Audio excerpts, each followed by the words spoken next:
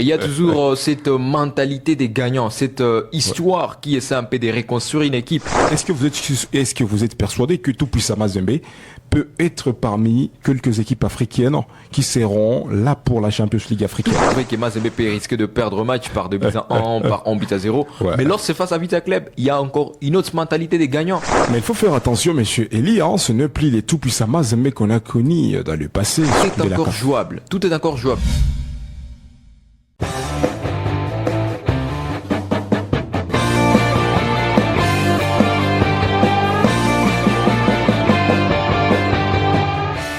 Vous êtes les bienvenus déjà, c'est votre belle émission qui ne peut pas vous rater. Vous êtes nombreux à entrer, de nous suivre sur nos pages un peu partout. Sur Facebook, vous êtes là. Sur TikTok, vous êtes là.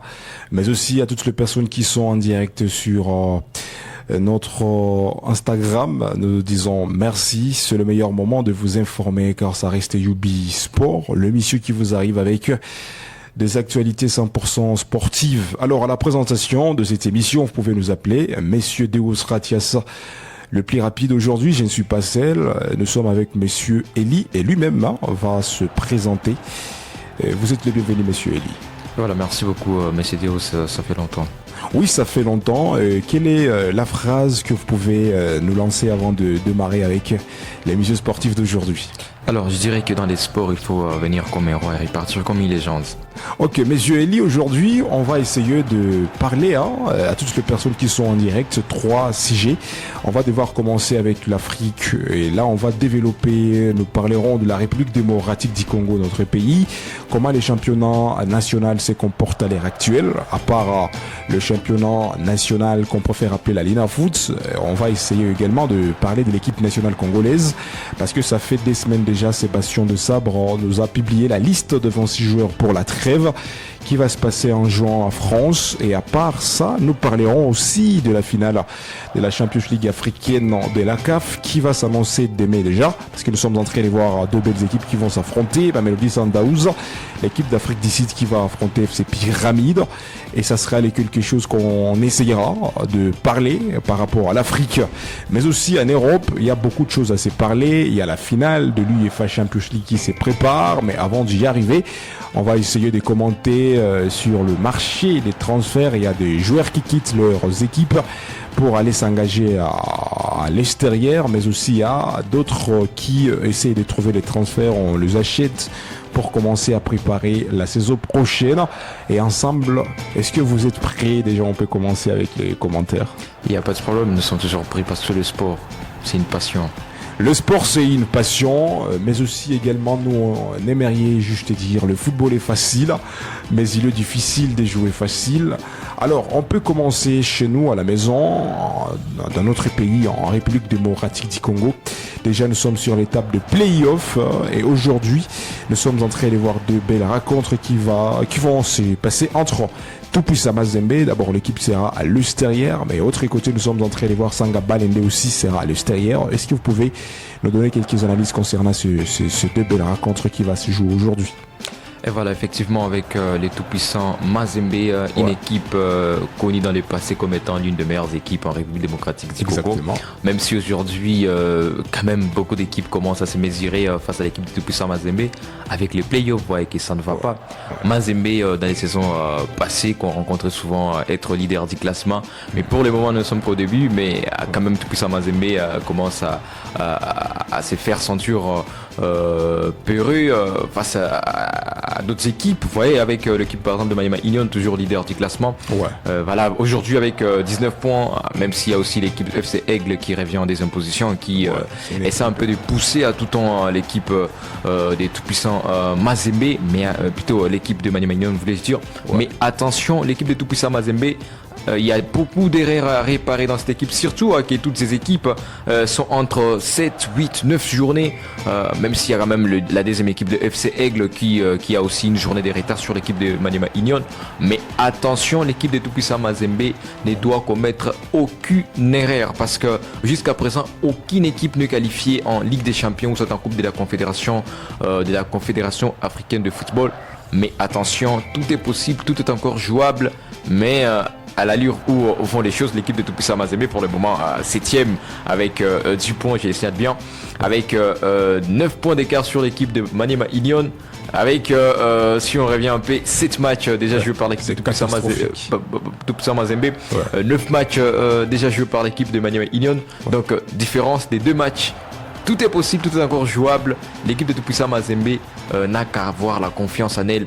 Répartir aussi comme une légende. Montrer à quoi Sono de Tout-Puissant Mazembe fait d'elle Tout-Puissant.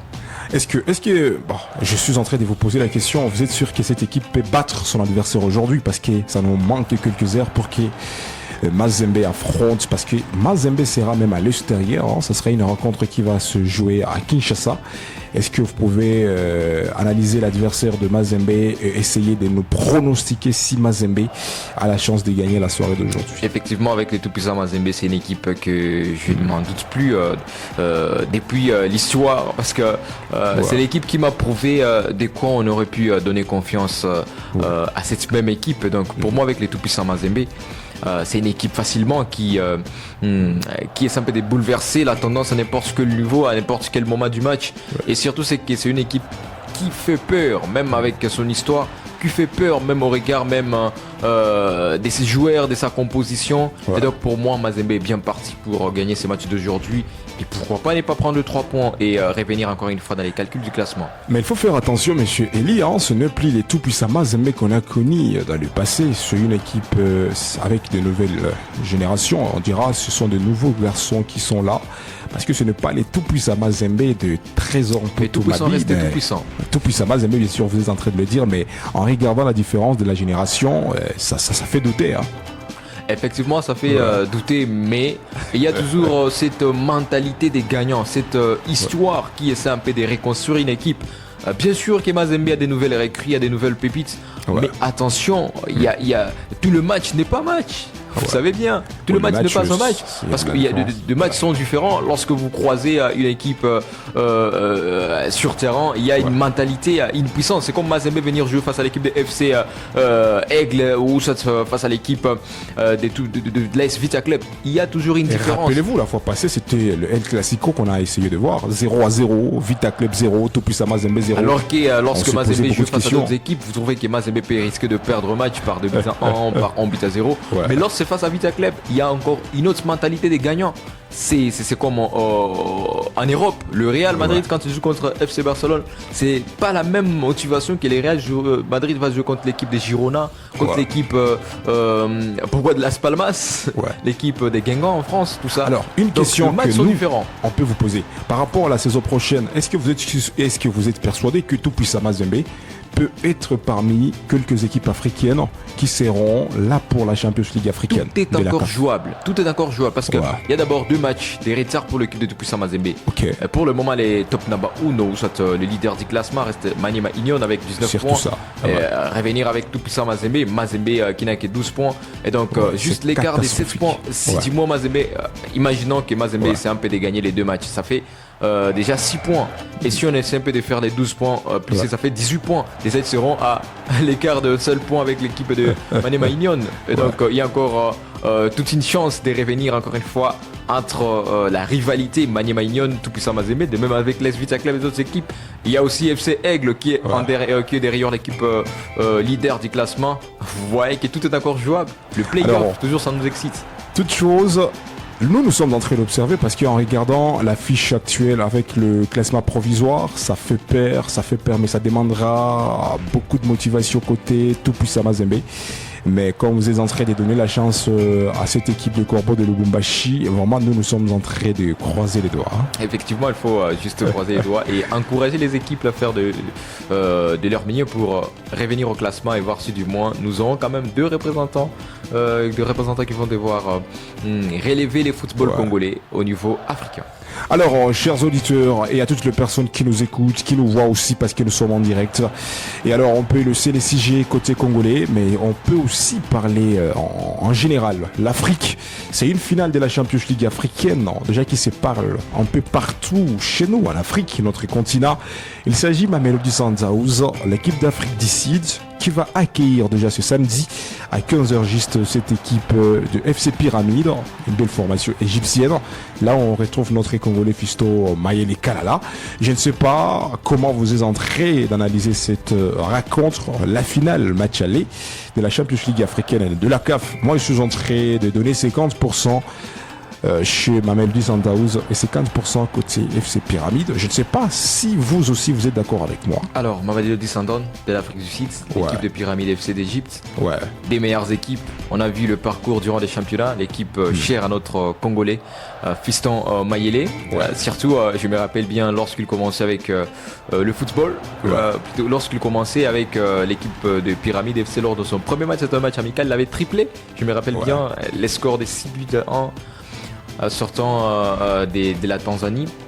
Voilà, ça ce sont des petits détails. Mais aujourd'hui, la grande finale qui s'est jouée entre les deux équipes, pour moi, j'ai un penchant sur notre équipe de Pyramide FC grâce à notre Congolais parce que tout se joue avec l'esprit congolifique dans la main. Voilà, donc dur que je vais défavoriser l'équipe de la RDC pour plutôt l'équipe de l'international de la RDC pour l'équipe de Mamelodi Sundowns.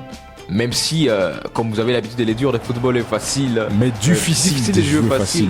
Aujourd'hui, voilà, c'est un grand match. Entre Mamelodi Sundowns avec des garçons qui ont la mentalité des guerriers, la mentalité des warriors, la mentalité de vainqueurs.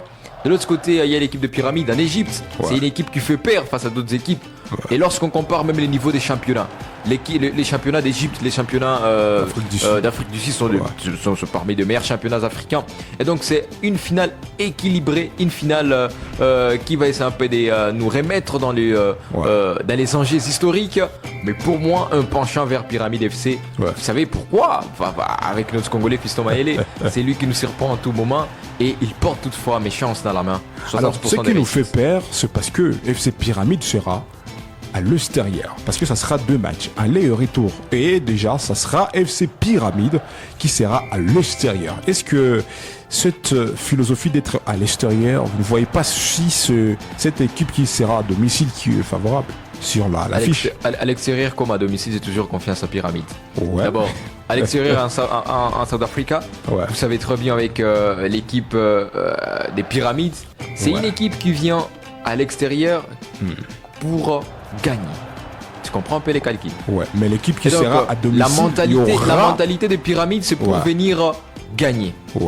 Bien sûr que la mentalité des Mamelodi Sundowns, c'est pour aussi conserver la cage inviolée. L'équipe sera poussée, motivée par ce voilà. à domicile. Et donc, avec Pyramide FC, j'ai confiance à l'ossature de cette équipe. Et donc, rien n'empêche à ce que l'équipe des Pyramide FC puisse violer la cage de récupération de l'équipe de Mamelodi Sundowns, que ce soit à la maison comme à l'extérieur. Donc, moi, j'ai confiance totale à l'équipe de Pyramide au regard de son positionnement au niveau du championnat égyptien, au regard de son histoire, au regard de son ossature, au regard même de sa mentalité des titans, mais aussi au regard de son parcours durant la Champions League africaine. Et donc pour moi, à domicile, à l'extérieur, c'est juste jouer avec les mots, mais la mentalité des gagnants reste la même. Alors, mesdames et messieurs, et c'est par ici que nous terminons avec cette ronde analyse de la finale de la Champions League africaine de la CAF, même si le match se jouera dans 2 phases, phase aller, phase retour. Déjà c'est samedi à 15h juste et à laquelle le coup d'envoi de cette rencontre sera officialisé en Afrique du Sud, car ça sera l'équipe qui sera à domicile, les clubs de Mamelodi Sundowns, pour accueillir cette belle formation égyptienne FC Pyramide. Alors sans plus tarder, on peut aussi commenter quelque chose concernant notre pays, la RDC, d'une manière spécifique l'équipe nationale conduite par messieurs Sébastien de Sabre. Il y a 2 semaines déjà, elle nous a publié la liste de 26 binationaux, 26 joueurs qui iront participer à la trêve qui arrive déjà du Chipé à bientôt à France, parce que la RDC affrontera le Mali. À part le Mali, la RDC affrontera aussi le Madagascar, 2 matchs amicaux.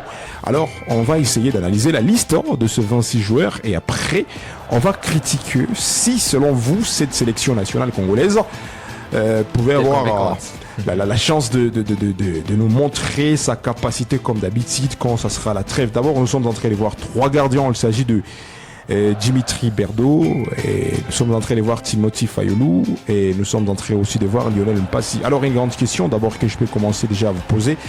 Pourquoi ce bastion de sabre a l'habitude de nous appeler Timothy Fayulu à chaque liste, mais jusque-là, il n'arrive pas à donner à ces garçons même une minute pour nous montrer sa compétence? Pourquoi ça? Effectivement, parce qu'avec le match de l'équipe nationale, ce sont des matchs cruciaux, vous savez. Lui aussi s'est emporté comme les autres. Effectivement, c'est juste ce qu'on appelle des gardiens réservistes. Parce que, vous voyez, avec Lionel Mpassi, c'est lui qui a essayé un peu de gagner la confiance du peuple congolais.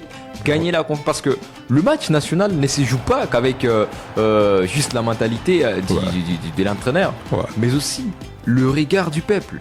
Vous jouez pour le peuple, vous ne jouez pas que pour l'entraîneur. On nous a appelé Dimitri. Il y a quand même Berto, qui essaie aussi d'être remplaçant, mais quand même lui, pourquoi vous ne réclamez pas? Non, Dimitri Berto. Avec Lionel Mpassi, il a gagné la confiance. Lui aussi, on lui a appelé. On l'a vu avec la CAN.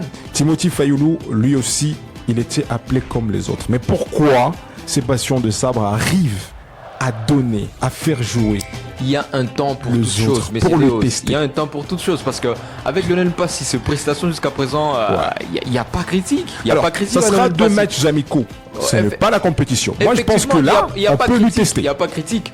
Là, comme tu viens de rectifier, parce que ce sont des matchs amicaux, mais ce n'est pas des matchs officiels. Et donc, comme ce match amical, facilement, avec un match amical, il y a Timothée qui peut avoir la chance d'être dans la perche. Mais malheureusement, ces bastions de sabre n'arrivent pas à lui donner confiance, même un match amical. Je justifie un peu la position de Sébastien Desabre, parce que des fois, il faut aussi donner le temps à ton gardien titulaire de comprendre aussi les systèmes de jeu, la tactique d'une équipe à une autre. Et là, ça va essayer un peu de garder la mentalité de votre gardien de but, parce que une fois que vous perdez un gardien de but, pour avoir encore un autre gardien de ces niveaux, il faut du temps. Et la RDC risque de réchuter même sur les classements. Il y a Lionel Mpassi qui était à la CAN précédente. C'est l'homme qui nous a montré sa compétence. On ne peut lui redonner la confiance. Il n'a pas encore, il n'a pas encore ruiné notre confiance. Juste là, il reste parmi les meilleurs gardiens de la RDC. Mais c'est une chose qui me fait mal au cœur. On vous appelle. À chaque liste, match amical, on vous appelle. Quand il y a la trêve, on vous appelle. Quand il y a des phases éliminatoires, on vous appelle. Allez demander à Marc-André Ter Stegen lorsqu'il était remplaçant durant beaucoup d'années, lorsque Manuel Neuer, Ter Stegen à la Coupe du Monde 2018, on l'appelle. Mais même des matchs amicaux, Ter Stegen n'avait pas même de chance. Pendant beaucoup de temps, il n'avait pas de chance de prendre la perche de la match farce. Mais aujourd'hui, Ter Stegen peut espérer avec les repos d'Emmanuel Neuer. Vous comprenez un peu les systèmes. Neuer, il est juste une chance. Péter sur les gardiens de but, ne pas trouver de moyens de jouer. Il peut couper une carte rouge. Toutefois, il peut être blessé. Il peut blesser, tout ça. C'est compliqué. Et donc, on essaie un peu d'avoir des gardiens réservistes dans des cas, en cas de force majeure. Justement, je suis d'accord avec vous, mais jusque-là, le peuple congolais n'arrive pas à voir la compétence de Dimitri, parce que jusque-là, il n'a jamais joué, même en seul match avec la RDC. Mais comment on peut vous juger que Eli, il peut nous aider à la défense, et à jamais, Eli n'a jamais joué, même une seule minute? Moi, je ne trouve pas la confiance. Il y a encore le temps. Il y a encore le temps de mesurer. Il y a 2 matchs. Il y a 2 matchs. Alors, côté la défense congolaise, nous sommes en train de voir beaucoup de défenseurs. D'abord, les retours de Aaron Wan-Bissaka. C'était les noms qui nous a donné beaucoup de polémiques depuis le début de cette année. Et heureusement, il est là. Nous sommes en train de voir Gideon Kanoulou, Axel Toazembe, Dylan Bantobinsika, Steve Kabwadi, Rocky Bouchiri, Chancel Mbemba, Joris Kayembe et Arthur Maswaku. Mais les noms de Aaron Wan-Bissaka, c'est les noms qui m'intéressent ici. Est-ce que vous êtes positif de voir les noms de Aaron Wan-Bissaka? Il a laissé Manchester United et aujourd'hui le volley avec West Ham United. Est-ce que vous êtes heureux de lui voir sur la liste? Heureux, pour moi, ça passe pas. Ça passe pas avec heureux. Mais plutôt, je comprends que c'est normal. Mais pourquoi je dirais que c'est normal? Parce que depuis que Aaron Wan-Bissaka a pu commencer ses aventures européennes sur la tête de l'Europe avec Manchester United. à l'époque, voilà. Et la Fekofa lui appelait. Il avait tendance à avoir un penchant anglais. Il est né d'abord en Angleterre, je le signale bien. Il est né en Angleterre. Et son vœu, je l'ai dit très bien, monsieur Deos, son vœu était de jouer à l'équipe nationale anglaise, les Trillions. Mais voilà, il n'avait pas eu la chance parce que avec des joueurs comme Trent Alexander-Arnold, vous ne pouvez pas quand même faire photo face à Alexander-Arnold. Et voilà, c'était une lutte pour Arnold van Bissaka, mais malheureusement, il n'avait pas eu cette chance de jouer. Mais voilà, la sélection à tout temps. Je me rappelle lorsque Daouda Lupembe était parmi l'équipe de convaincre les binationaux pour revenir à la sélection. Toujours on revenait sur lui, Arnold van Bissaka. Est-ce qu'on les verra un jour à la sélection congolaise? Mais il n'avait pas quand même tendance de pouvoir nous dire que non, il sera à la sélection congolaise.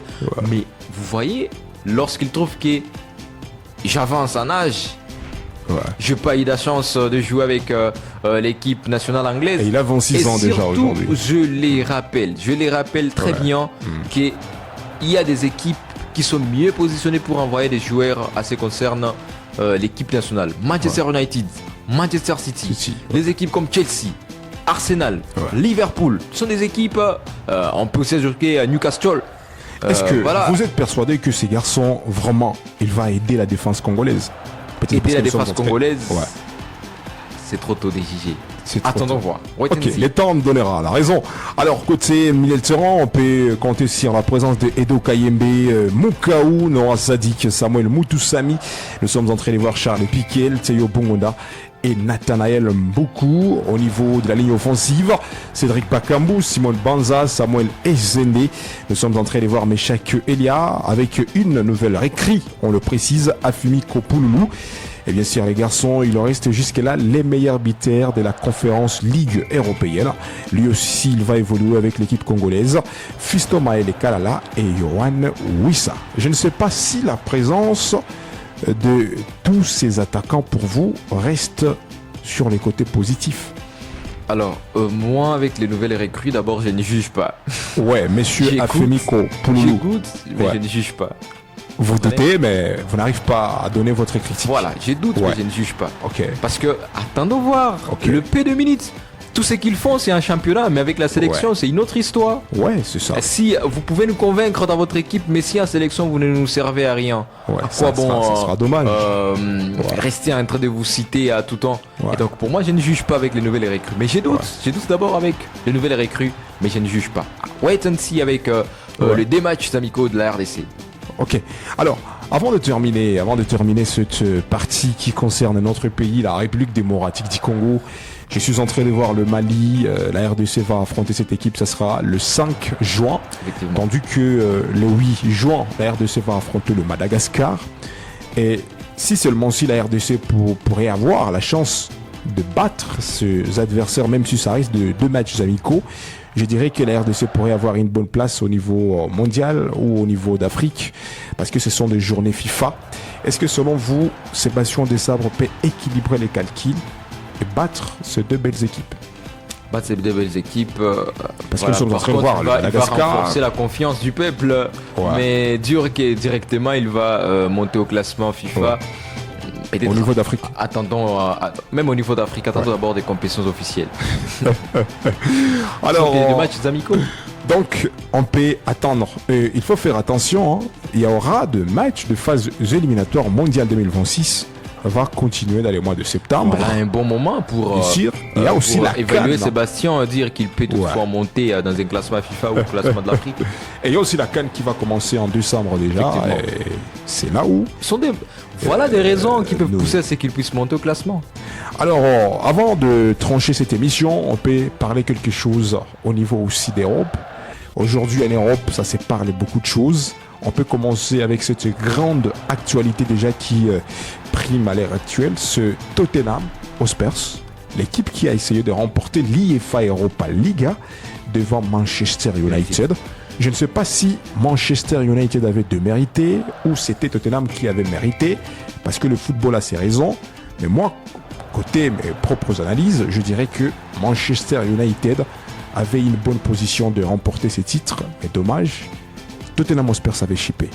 Alors, pour moi, je commence par encourager Son Heung-min pour son premier trophée majeur. Ouais. De l'autre côté, même si mon vœu était de voir Harry Kane jouer avec Tottenham et remporter ses titres avec l'équipe qui était comme une malédiction pour Harry Kane parce qu'il a fait beaucoup de temps avec l'équipe de Tottenham Hotspur, mais il n'avait jamais gagné une compétition. Mais ça m'aurait donné la joie de voir Harry Kane soulever les trophées Hugo Lloris. Malheureusement, il n'était pas là. Hugo Lloris, Eriksen, Son Heung-min. Ça aurait été quand même une histoire. Hugo, le gardien français, n'était plus là aussi. Je ne condamne pas Harry Kane parce que je suis content vu qu'il a remporté avec le Bayern de Munich et que c'est une histoire qu'il a inscrit la Bundesliga. Et le LPTT aussi. Encore LPTT, vous voyez que c'est une chance pour Harry Kane de remporter les trophées majeurs avec son équipe. Et donc là, je ne regrette pas. Tottenham Hotspur l'a fait et devant des circonstances pareilles, bien que l'équipe de Marcus Rashford n'a pas démérité, c'était juste une mauvaise manière de gérer la balle. Casemiro, ils avaient la chance de bouleverser la concurrence face à l'équipe de Tottenham Hotspur. Mais voilà, le football a décidé autrement. Alors, à part cette finale passée déjà, que nous sommes en train de parler de champion, ça reste l'UEFA Europa Liga, mais rendez-vous les 31, l'UEFA Champions League Paris Saint-Germain, le technicien français qui vont se mesurer devant je préfère les appeler la montagne italienne, Inter de Milan, l'équipe qui a éliminé le FC Barcelone. Alors, comment vous trouvez déjà cette finale? Parce que depuis l'existence de Paris Saint-Germain, c'est l'équipe qui n'a jamais remporté l'UEFA Champions League. Mais son adversaire restait là avec 3 Champions League. Est-ce que côté italien, ça ne sera pas un petit pardon pour donner la chance aussi au Paris Saint-Germain? Sinon, ils auraient pu pardonner FC Barcelone d'aller jusqu'en finale. Après, Barça avait remporté sa dernière Ligue des Champions en 2015. Pourquoi ne pas donner à Barcelone la chance de remporter après 10 ans?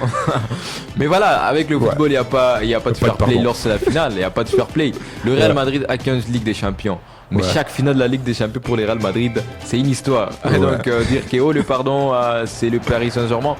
Mais attention, le PSG a une bonne ossature capable de bouleverser la concurrence face à l'équipe de l'International et des Milan.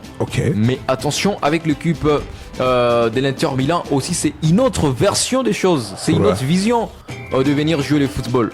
Attention, même si pour éliminer les Forza Barça c'était compliqué. C'était tellement compliqué. Jusqu'à la prolongation. Voilà, Lamine Yamal, Rafinha, qui essaie un peu de pousser. Même si Lewandowski était dans la tribune en train de voir la souffrance de son équipe sur terrain. Mais attention, même si les Forza Barça n'a pas démérité, je ne parle pas côté fanatisme parce que je ne fanatise aucune équipe de football à part l'équipe de Portimonense au Portugal. Voilà, et donc pour moi, l'International de Milan et l'équipe de Paris Saint-Germain, des équipes qui vont devoir inscrire l'histoire. Mais attention, le PSG vient aussi avec une autre mentalité de la première finale. Avec la nouvelle génération, nous sommes en train de voir Ousmane Dembélé, nous sommes en train de voir Vitinha, nous sommes en train de voir Désiré Doué. Ça reste exceptionnel. Voilà, c'est ce que je l'ai dit. Surtout ne pas oublier les génies Donnarumma. Oui, le gardien italien qui a essayé un peu de débloquer toute l'intelligence d'un petit Mohamed Salah. Exceptionnel. Salah qui a essayé de toute sa qualité. Attention de Lautaro Martinez, l'Argentin. Effectivement, je néglige pas Lautaro Martinez. Ce garçon, il est capable de vous marquer, peu importe votre défense. Nous savons très bien qu'il y a aussi un Dembélé qui est tout fait tout flamme cette saison. Pourquoi pas ne pas les revoir sur les top 5 top 6, top 10 du Ballon d'Or? Mais si il a remporté la Ligue 1, si il peut remporter l'UEFA Champions League, désormais il peut être au podium même des Ballons d'Or. Pourquoi pas la première position? Effectivement, avec Messi, Ousmane Dembélé, c'est un garçon mal, même si lui aussi il est là. Mais Dembélé, lui, jusqu'à il est... Bon, il faut remporter d'abord l'UEFA Champions League. Je suis optimiste pour le PSG, surtout après avoir raté la Ligue des Champions en 2021. 21, je crois. Avec Neymar, Kylian Mbappé, voilà. Lorsqu'ils avaient battu à pleine couture l'équipe de Barça et les autres. En 2021, ils avaient raté lorsque je rends mes hommages à Robert Lewandowski. Et souvent, on dit que l'histoire se répète. Est-ce que cette saison 2021, cette déception ne peut pas se répéter? Voilà, l'histoire se répète, mais sous une autre forme. Alors, on croise les doigts et donc, c'est dans moins de 8 jours que nous allons revivre de ces grands moments footballistiques. Alors, messieurs le parolier, avant de terminer cette émission, aujourd'hui, nous sommes en train d'écouter déjà le départ de Carlo Ancelotti et de Luka Modric. Alors, j'aimerais que ça sera votre analyse. Tu vas trancher cette émission d'aujourd'hui avec le message d'adieu de Carlo Ancelotti, l'homme qui a fait tout pour le Real et l'a donné à la Casablanca 3 titres de l'UEFA Champions League. Et nous sommes en train de voir Luka Modric, le Croate, qui a laissé déjà 6 Champions League à son passage au Real de Madrid, avec un seul ballon d'or à remporter en 2018. Alors, quel est le monde adieu et qui va trancher cette émission? Alors, ça commence par Carlo Ancelotti. Carlo Ancelotti. Okay. Lui, qui, toutes ces équipes où il a eu à faire son passage, il a remporté une compétition. Et voilà, pour lui, c'est merci pour sa leçon footballistique en club. Et voilà, en équipe nationale avec le Brésil aujourd'hui. Et donc, Carlo Ancelotti, c'est un historien en termes de football. Un coach historique et que je remercie pour tout ce qu'il a fait du Real Madrid pour les saisons où ça a été compliqué, mais là il s'est un peu de reconstruire pour toute la confiance qu'il avait de la direction, pour son histoire avec le Real Madrid. Il restera une légende éternelle pour le Real Madrid et pour le sport entier, mais également Luka Modric, lui qui a mis fin à la rivalité Cristiano Ronaldo-Messi. Après beaucoup d'années, Messi, Ronaldo, merci Ronaldo. Luka Modric en Coupe du Monde finale en 2018. Il a inscrit son histoire, même si ça n'a pas tourné à sa faveur, la finale de la Coupe du Monde. Luka Modric restera une légende pour le Real Madrid. Surtout, je me rappellerai avec la médiane de Luka Modric, Toni Kroos, Casemiro. Ça a été quand même une histoire au-dessus même de l'histoire. Et donc, c'est un joueur comme s'il était venu de la préhistoire. Merci pour le football de Luka Modric. Alors, c'est par ici que nous terminons cette belle émission sportive Ubisport. Et à la prochaine, on sera ensemble. Mais nous sommes en train de vous rappeler, vous pouvez essayer de chercher sur TikTok Ubimedia. Nous sommes là. Vous pouvez liker aussi notre Instagram, aimer, commenter. Pourquoi pas nos pages Facebook Ubimedia. Tapez seulement Ubimedia. Vous nous trouverez là-bas avec beaucoup de facilité, les informations, chaque minute, chaque seconde, chaque jour, on est toujours là pour vous servir. Alors à la présentation, c'était Messieurs Deos, gracias le plus rapide, heureux d'être avec vous, messieurs. Et voilà, ça va être aussi un plaisir. Monsieur Elia, le parolier. Alors à bientôt, on sera ensemble.